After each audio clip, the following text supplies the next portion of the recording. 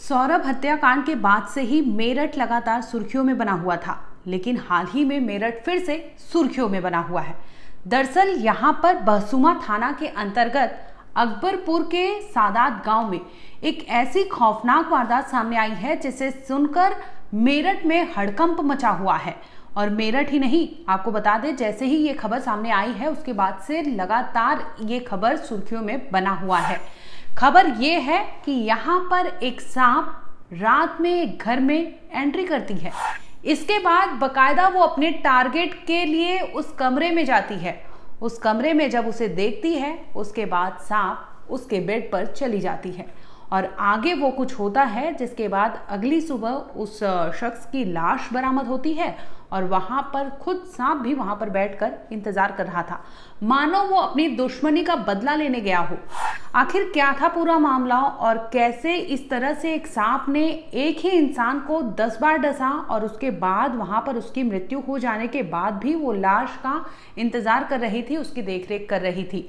पूरा मामला मेरठ का है। इस वीडियो में आपको सिलसिलेवार तरीके से बताते हैं कि आखिर कांड क्या हुआ था और कैसे एक सांप ने बदला लेने के लिए कहे या फिर इस तरह से चीजें हुई हैं जो लगातार सुर्खियां बटोर रही है। नमस्कार, आप देख रहे हैं क्राइम तक, मैं हूं अश्विनी सिंह। मामला मेरठ के बहसुमा थाना का है। यहाँ पर सादात गांव में अमित उर्फ मिक्की 25 साल का ये शख्स रहा करता था। ये गांव अपने घर में अपने परिवार के साथ रहते थे। बता दें कि अमित 4 भाई बहन थे, जिसमें ये दूसरे नंबर पर थे और इनके 3 बच्चे हैं, यानी अमित शादीशुदा थे। इसी दरमियान शनिवार की बात है, 12 अप्रैल की। अमित दिहाड़ी मजदूरी करते थे और इससे जो पैसे मिलते थे उससे उनका घर खर्च चलता था। 12 अप्रैल को भी यही होता है। अमित जाते हैं, अपना काम करते हैं, इसके बाद वो लौट आते हैं। रात को पूरे परिवार के साथ वो खाना खाते हैं और सभी खाना खाने के बाद अपना जो रूटीन होता है उसके तहत वो चले जाते हैं अपने कमरे में सोने के लिए। अगली सुबह अमित जिंदा नहीं बल्कि उनकी लाश बरामद होती है। सब चले तो जाते हैं, लेकिन अगली सुबह यानी 13 अप्रैल की बात है, तड़के सुबह 5:30 बजे के वक्त अमित के कमरे में उनके परिवार के एक सदस्य ने एंट्री मारी थी। जब देखा अमित को उठाने गए तो अमित की बॉडी में कोई हलचल नहीं थी। तब तक परिवार को पता नहीं था कि अमित के साथ हुआ क्या है। इतने में वो अमित की बॉडी को हिलाने की कोशिश करते हैं, लेकिन अमित की बॉडी एकदम मोशनलेस होती है, जिसकी वजह से वहां पर चिल्लाना, शोर शराबा होने लगता है। फौरन आवाज सुन के परिवार के अन्य सदस्य उस कमरे में पहुंचते हैं, जिसके बाद अमित को हिलाया जाता है तो पता चलता है उसमें कोई भी हलचल नहीं हो रही है।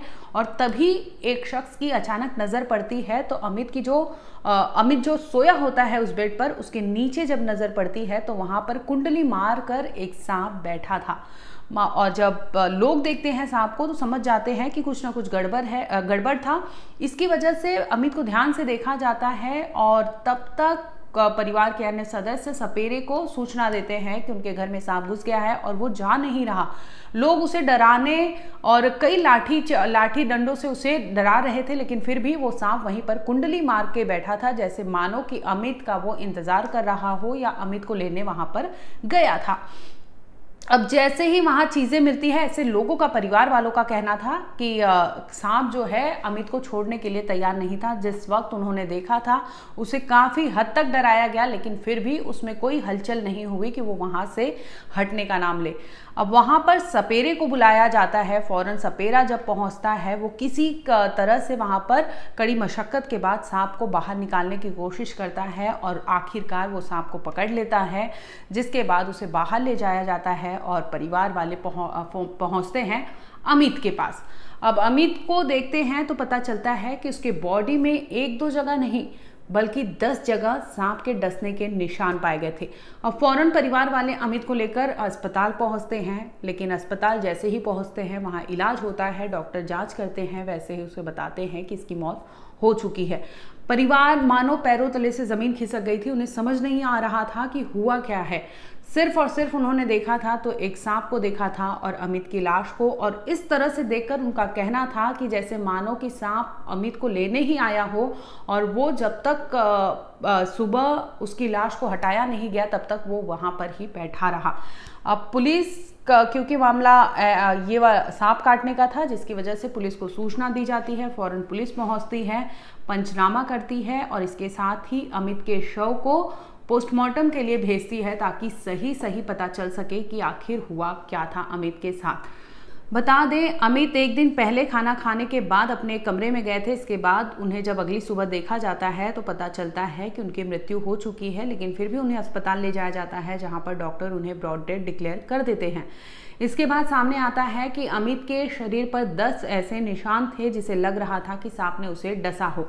लोगों का और परिवार का ऐसा मानना है कि पहले जब उन्होंने देखा ऐसे तो वो समझ ही नहीं पाए, क्योंकि सांप अमूमन काटने के बाद वहां से हट जाता है और जिस तरह से वो अमित के पास कुंडली मार के बैठा था, मानो ऐसे उसके साथ कोई उसका साथी रहा हो या तो दुश्मनी रहा हो। इस तरह से सांप वहां हरकत नहीं कर रहा था। लाख उन्हें डंडा, आवाज ये सब करने के बाद भी सांप वहां से हट नहीं रहा था, जिसके बाद उन्हें आखिरकार थक हार कर सपेरे को बुलाना पड़ा और वहां पर सपेरा सांप को हटाने में कामयाब हो जाता है।